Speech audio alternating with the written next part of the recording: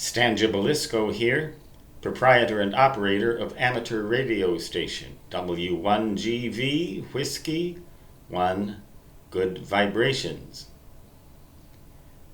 Back in the 1970s, when my call sign was Whiskey Alpha Zero Oscar Kilo Victor in Minnesota, I used to play around with all kinds of experiments and various old time ham radio gear, some homebrew, some homebrewed by other people, some homebrewed by myself, some built from kits such as the HAL Devices ST5 Sierra Tango numeral 5 radio teletype terminal unit that I built when I was in high school or college, I forget which.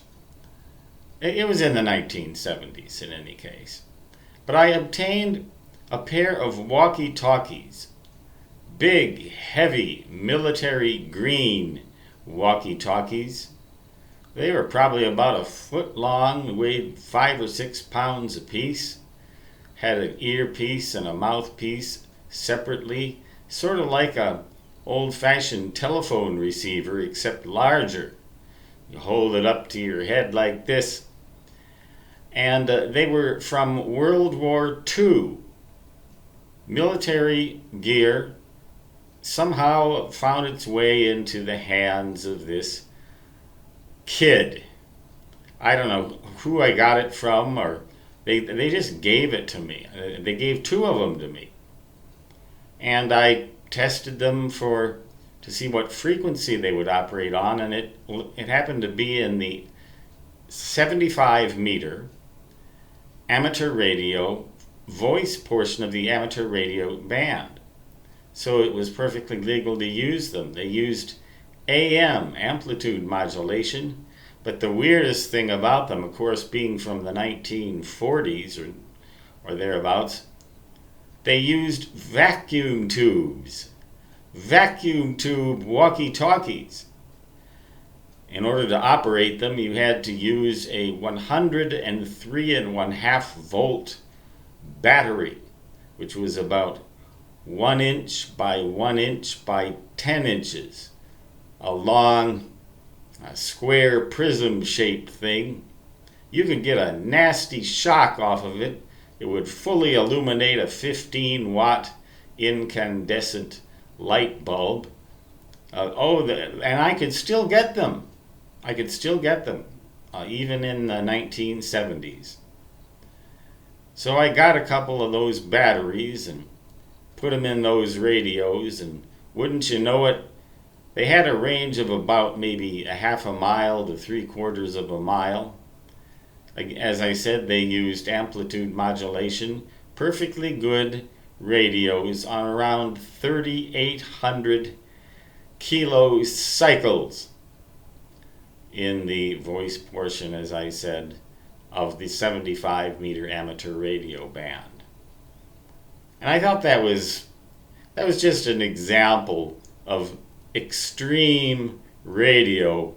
That these things, back in the military, the only thing you needed to do during wartime, in scenarios like General George Patton might find himself in, or other venerable generals.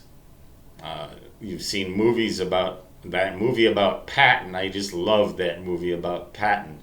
The title is Patton, Patton, and I'm not even going to use the phonetics. You can look him up. George C. Scott, I believe, played the role. And they probably used walkie-talkies like that somewhere in that movie. Military green. They were perfectly operational even after all those years. 30 years probably.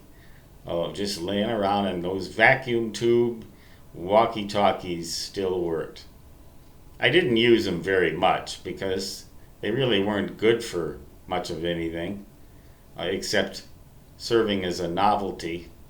and also serving as a grim reminder of what did happen in the 1930s and 40s in the world, and in an updated, more modern, scientific, sophisticated scale, could still happen. And in fact, in some parts of the world, some of those walkie-talkies are probably still in use. Not necessarily by the United States military, but by people we may not even have ever heard of. Vacuum tube walkie-talkies. Can you go figure? I just thought that was very interesting. And it was still legal to use them. Back in that time, ham radio bands were taken away from radio hams for wartime use. Amateur radio operation was suspended in favor of a much greater cause, saving the world from mass enslavement. Well, they played their role then, and they played their role in the life of a college kid ham radio operator in the 1970s. Just a story for you. Just another old timer's ham radio reminiscences. Stan Gibilisco, W1GV, saying 73 and so long, which on those walkie-talkies could only translate into see you later, unless you wanted, of course, to press the push to talk button repeatedly and very slowly, but you wouldn't. You'd have to have a shortwave super heterodyne receiver with a BFO to receive the da-da-da-da-da-da.